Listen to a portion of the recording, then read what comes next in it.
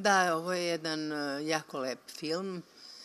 pogotovo za mlad svet, što se i videlo večeras ovde u gledalištu, bilo je puno mlade publike. Film je dobar da zbog pre svega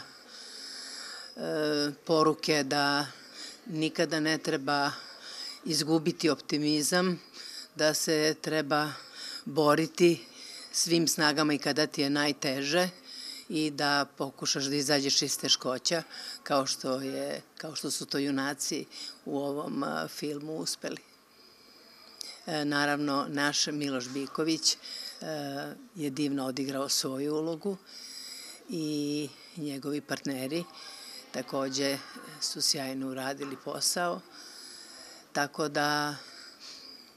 mislim ovaj film nije čudo što smo dobili podatak da su u Rusiji kase prepune posle ovakvog filma.